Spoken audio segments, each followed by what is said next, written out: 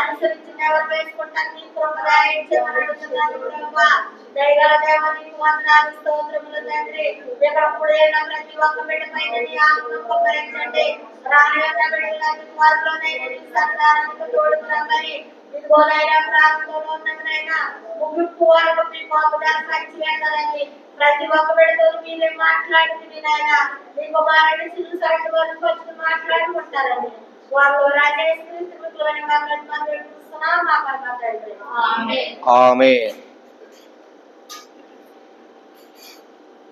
కూడికొచ్చిన బిడ్డలందరూ కూడా సహోదరులందరూ కూడా నా హృదయపూర్వకమైన వందనాలు తెలియజేస్తున్నానండి. గత నెలంతా మమ్మల్ని సంఘాన్ని బిడ్డలందరినీ క్షేమంగా ఉంచి ఈ అక్టోబర్ నెలను ప్రేమించినందుకు మరి ఈ నెలంతా మనందరూ క్షేమంగా ఉండాలి. ఇంకా మరి దేవుడి మాటలు ఎన్నో కార్యాలు ఎదురెళ్ళాలి, వినాలి. మరి మీ అందరి కోసం నేను ప్రార్థిస్తూనే ఉంటున్నాను. మీ అందరు తెలిసినదే. మీ కుటుంబాల కోసం, మీ భర్తల కోసం, మీ భార్యల కోసం, మీ ఆరోగ్యం కోసం, మరి అప్పుల కోసం, మరి అలాగే ఏదైనా మీ పక్షముగా ఉన్నట్లుగా నేను ప్రార్థిస్తూనే ఉంటున్నాను. ప్రియమైన బిడ్డలారా, సహోదరా, మరి అలాగే మీరందరూ మమ్మల్ని గౌరవించినందుకు, మమ్మల్ని ప్రేమగా మాట్లాడినందుకు మీరందరూ హృదయపూర్వకమైన వందనాలు తెలియజేస్తున్నాను. అలాగే చిన్న ప్రార్థన చేసుకుని వాక్యం వెళ్ళిపోతామండి. పరిశుద్ధమైన ప్రేమగల తండ్రి, కృపగల దేవా, నీకు స్తోత్రాలు నాయన. మొదటి ఆదివారంలోని ప్రభా మమ్మల్ని ప్రేమించినందుకు నీ స్తోత్రాలు. గత నెలంతా నీ రెక్కల సాటు ఉంచి సజీవులు ఉంచి నాయన ఎన్నో శ్రమలు పడినా, ఎన్నో కష్టాలు పడినా అయా ఈ అక్టోబర్ నెలలు మమ్మల్ని ప్రేమించినందుకు సంఘ బిడ్డలందరూ కూడా నాయన పేరు పేరు ప్రార్థిస్తున్నాం. ఈ నెలంతా క్షేమంగా ఉన్నట్లుగా నీ సాక్షిగా ఉండండి నాయన. నీకు వందనాలు తండ్రి. ప్రతి కుటుంబాల కోసం ప్రార్థిస్తున్నాం, వాళ్ళ ఆరోగ్యం కోసం ప్రార్థిస్తున్నాం, అప్పుల కోసం ప్రార్థిస్తున్నాం, ఇల్లు కట్టుకోవడం కోసం ప్రార్థిస్తున్నాం. ఏది ఏమైన ప్రభా నీ సన్నిధిలో ఉన్నాం. ఈ ఆదివారం ప్రభా నీ సన్నిధిలో వాక్యము మాట్లాడుతుండగా ప్రతి ఒక్కరిని హృదయంలో దయచండి.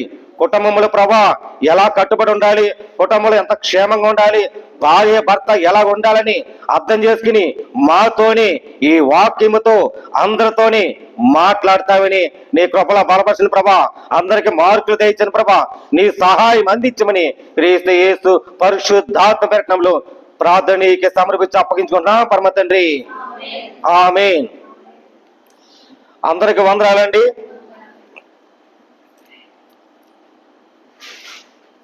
మరి కొన్ని విషయాలు ధ్యానించాలని ఆశపడుతున్నాను.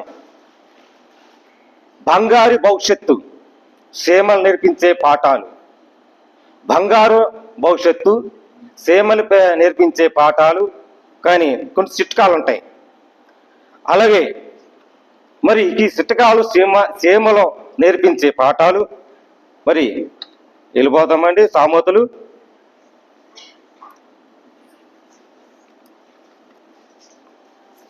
6:6 సోమరి క్షేమల ఎద్దకు వెళ్ళము, వాటి నడతలో కనిపెట్టి జ్ఞానము తెచ్చుకొనము. వాటి న్యాయాధిపతులు లేకుండాను, పై విచారకర్త లేకుండాను, అధిపతి లేకుండాను అవి వేసవి కాలమందు ఆహారమును సిద్ధపరుచుకొను, కోతకాలమందును ధాన్యమును కూర్చుకొనము. ప్రేమ బిడ్డలారా, మరి క్షేమలు బహు విలువైనది. కష్టపడి పని చేస్తాయి. ఒక కుటుంబంలోనే భార్య అయినా భర్త అయినా కష్టపడి పనిచేసే ఒక కుటుంబం. ఈ సామూహిక గ్రంథంలోకి వెళ్తే ప్రతి ఒక్కరు కూడా భార్య కోసం, భర్త కోసం ఇందులో ఉంటాయి. మరి సోమరి అంటే పని చేయలేని వాడు అని అర్థం. ఒక టీచర్ ఒక సండే స్కూల్కి చెప్పాలని చిన్నపిల్లలు తీసుకొచ్చి సోమరితన కోసం వాళ్ళకి ఎలా నేర్పించాలో అని ఒక టీచర్ చెప్తుంది. పిల్లలు జాగ్రత్తగా వినండి. 2 పక్షులు ఉన్నాయి. 2 పక్షుల్లో మొదటి పక్షి మెలుకుగామున లేచి తన ఆహారం కోసం మరి వెళ్ళింది. ఆహారం తిని కొద్దిగా పురుగులు ఉంటే ఆ పురుగులు తెచ్చుకుని ఇంటికి వచ్చి కొద్దిగా పిల్లలకి ఆటలకి సమకూర్చుకుంది. రెండో పక్షి మరి పెందగా లేకలేదు, లేటుగా లేచి అక్కడ వెళ్ళినడికి ఆహారం లేదు, అక్కడ పురుగులు లేవు, ఆకలితో అలమిడి ఆడపడింది. మరి ఈ రెండు పక్షుల కోసం మీకేం అర్థమైంది పిల్లలు అంటే, అక్కడ కుర్రాడు చూసి, టీచర్ పొద్దున్నైతే మనం చంపేస్తాయి పురుగులు, ఇవి పక్షులు తినేస్తాయంట పొద్దున్నైతే. ఈ టీచర్ ఏం చెప్తుంది, రెండు పక్షులు, ఒక పక్షి ఆహారం ఎత్తుకుంటూ వెళ్ళింది కష్టపడటానికి, రెండో పక్షి లేటుగా లేచింది, ఆ లేచిన తోటి అక్కడ ఆహారం దొరకలేదు, అందుకని అయితే టీచర్ మరి అలాగా టీచర్ పొద్దున్నైతే మా మమ్మీ ఊరుకోదు, తిట్టేస్తుంది, మా మమ్మీ కొడుతుంది, అందుకని కుర్రాడు చెప్తున్నాడు. మరి ఇలాంటి వాళ్ళు లేరా? ఉన్నారు. ఏలే సోమరితనం. ఈ సోమరితనం కొన్ని విషయాలను చెప్పుకొస్తాం. కష్టపడి పని చేయాలి, ఏ విషయం సరే. ఈ భూమి మీద ఉన్న సీమలు చూడండి ఎంత కష్టపడతాయో. అవి కొన్ని ఎర్ర సీమలు ఉంటాయి, కొన్ని నల్ల సీమలు ఉంటాయి, కొన్ని అతిథి సీమలు ఉంటాయి.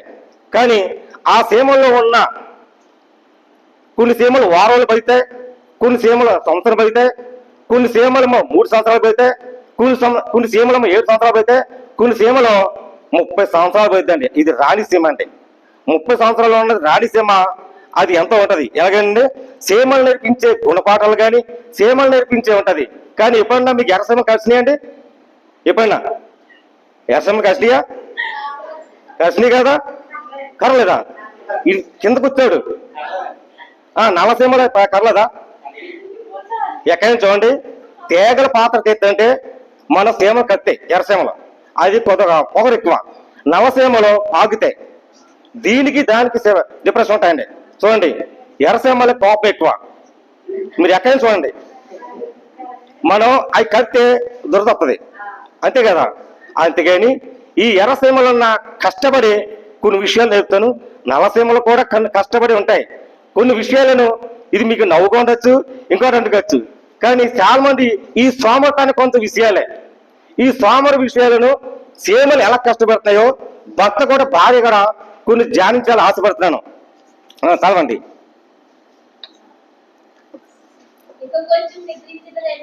ఆరు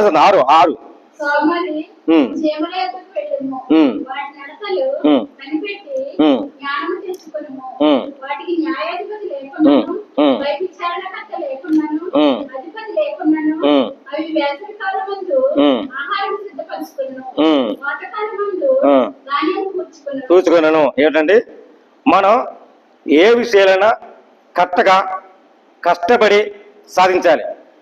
ప్రతి భార్య ప్రతి భర్త కష్టపడి సంపాదిస్తేనే నీకు విలువ పెరుగుతుంది.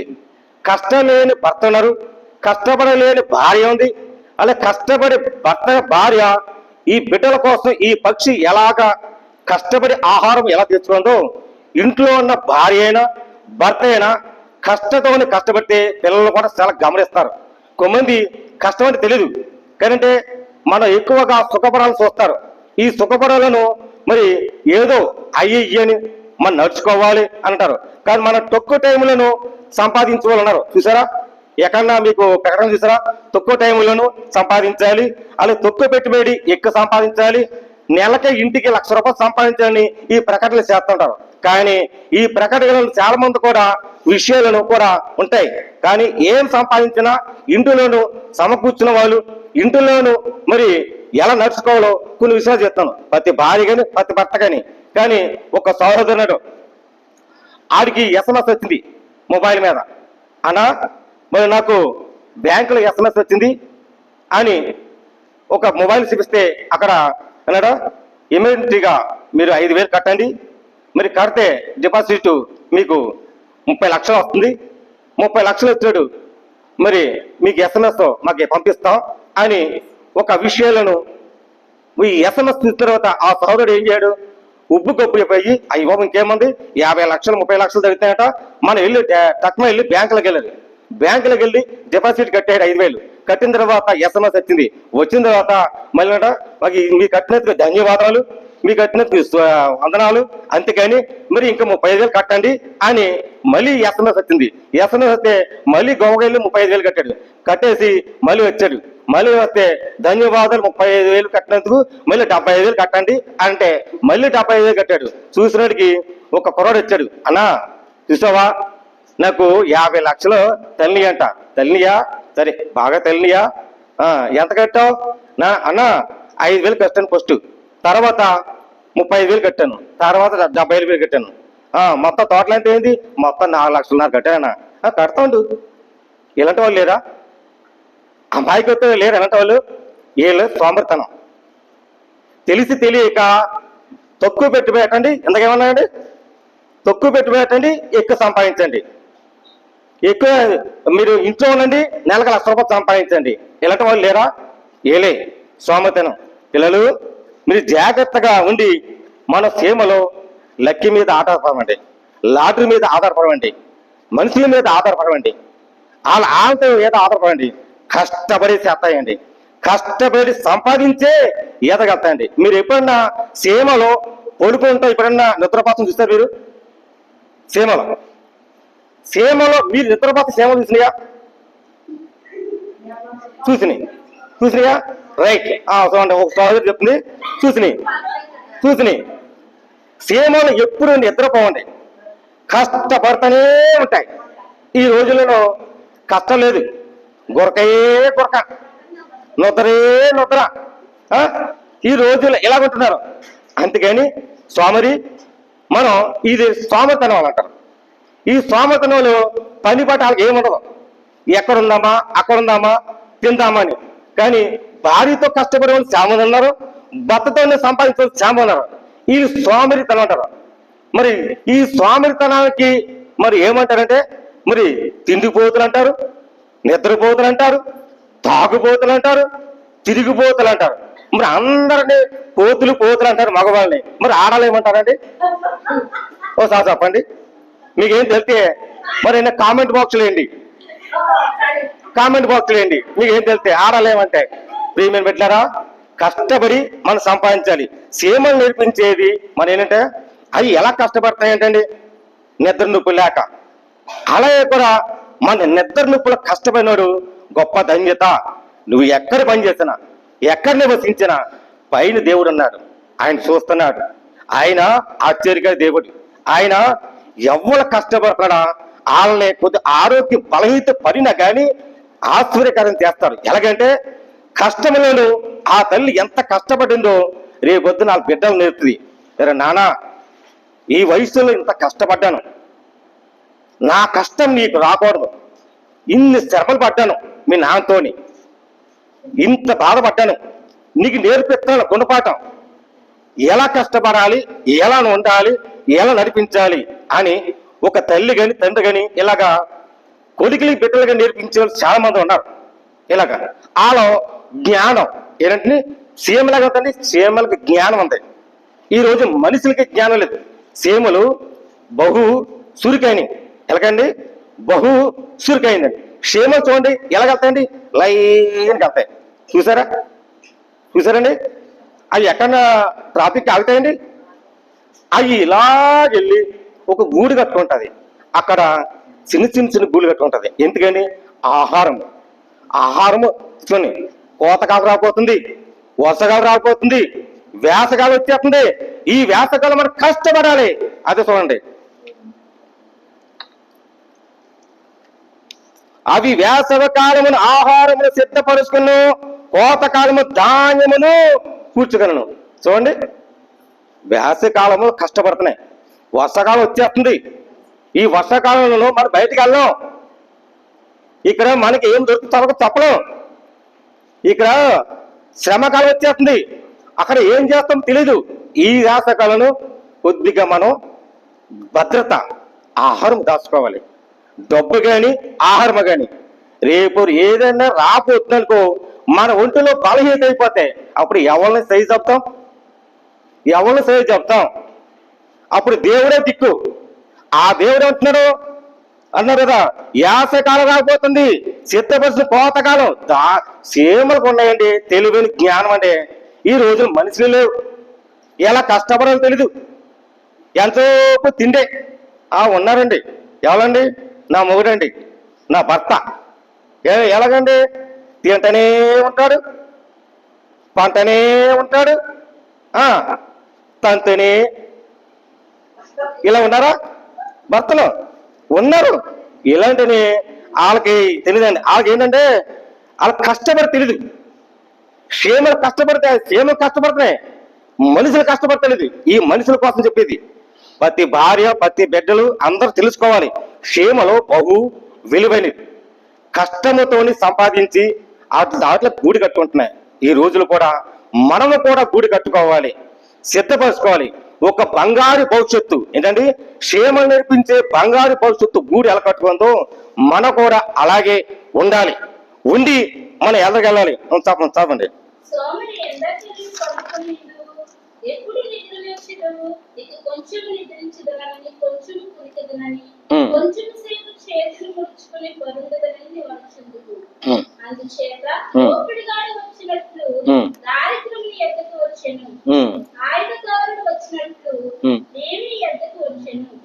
కుటనమైన మాటలు పలుకువాడు పలికిమాలిన వాడును దుష్టుడునై ఉన్నాడు. దుష్టులే ఉన్నారు. ఇలాంటి దుష్టులు ఉన్నారండి. ఎలాంటండి? భర్తలో తెలియక దుష్టులు ఉన్నారు, మూర్ఖత్తులు. సపోజ్ ఉన్నారు, అక్కడక్కడ ఉన్నారు. అందరూ అంట్లా సుమా, ఈ బైబిల్లో చెప్పింది మాట. భార్య కష్టపడుతుంటే నువ్వు తింటానంటారు. నువ్వు నిజంగానే మా తాళగట్టిన భర్త అయితే భార్యను ఎలా ప్రేమించాలో ఈ వాక్యం నిలబెట్టింది.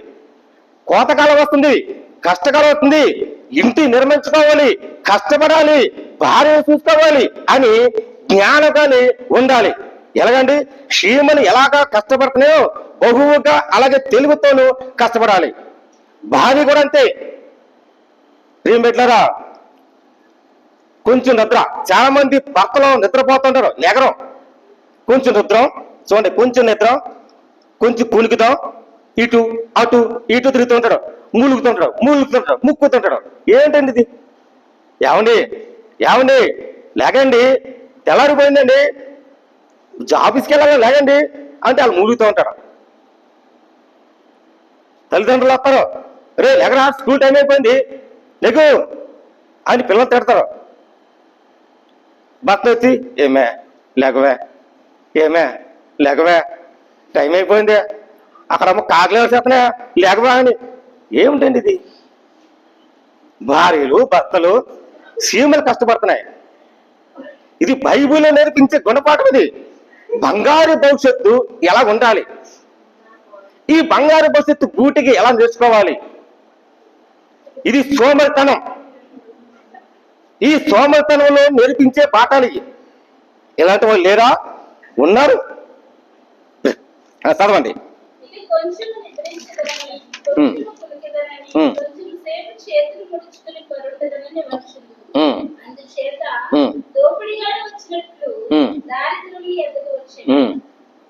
ఓకే అండి. మళ్ళీ సామెతలు 14:23 సామెతలు 14:23. ఏ కష్టమ చేసిన లాభమే, కష్టపడి చేస్తున్న లాభం.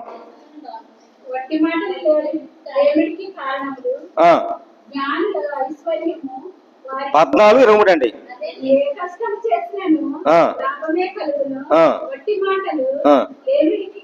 చూడండి, దేముందండి? కష్టపడి సమకూర్చుకుని రాబోయే కాలం మొత్తం సేమలు తెలివి జ్ఞానంతో ఉందండి. ఈ క్రమంలో ఇక్కడ ఏముందండి? కష్టపడి లాభం సంపాదించాలి, నష్టం కాదండి. ఇద్దరు కష్టపడండి, భార్య భర్త. కష్టాలు పడిన వాళ్ళు ఏంటండి? కష్టాలు రావు. కష్టపడలేని భార్య కష్టాలు వస్తాయి, కష్టపడలేని భర్త కష్టాలు వస్తాయి. కష్టపడ్డవా నీ బిడ్డల కోసం, నీ బంగారు భవిష్యత్తు ఒక గూటు కట్టుకుంటాం. పక్షి ముందర ఏం చెప్పాడండి? ఆహారం కోసం ఎలా కష్టపడింది, పిల్లలకంతా సమకూర్చుకుంది.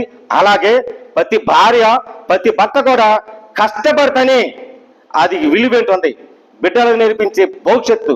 ఇది బంగారు భవిష్యత్తు. మళ్ళీ కీర్తనకి వెళ్ళిపోతామండి. 59:6.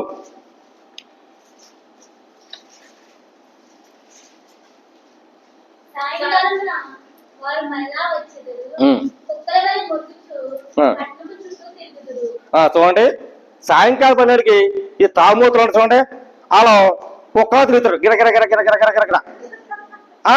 వాళ్ళు ఏం చేస్తారంటే పట్ట చుట్టూ తిరుగుతారు. ఎలా పడతారో ఎలా తిరుగుతారో తెలీదు, పట్ట చుట్టూ తిరుగుతారు గందరగోళ. కానీ భవిష్యత్తు నేర్పించేది గుణపాఠంలో సీఎంలు ఎలా కష్టపడతారో కష్ట తగ్గట్టు కూడా మనం అలాగే ఉండాలి. రోమే వెళ్ళగలండి 9:1 రోమిలకు.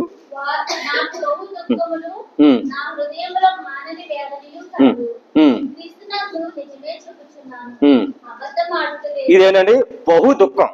జీవితం నేర్పించే భార్య గాని జీవితంలో ఉండేది భర్త గాని దుఃఖపడతారు.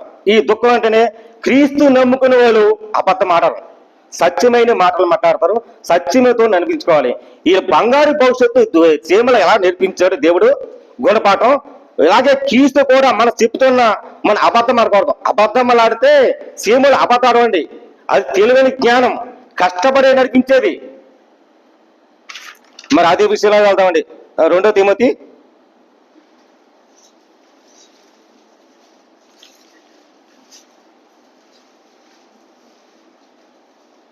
4:1.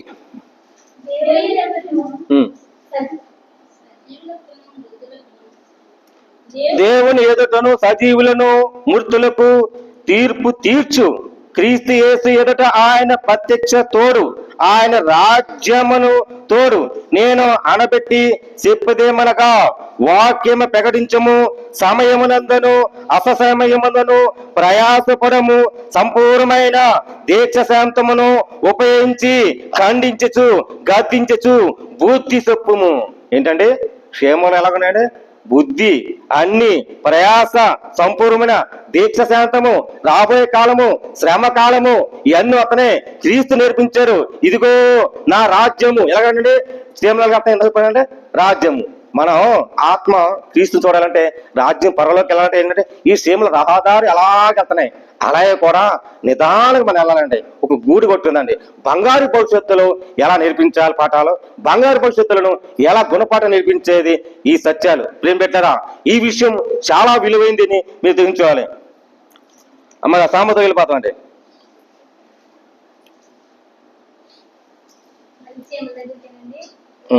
ఎంత చెప్తున్నా 6:6.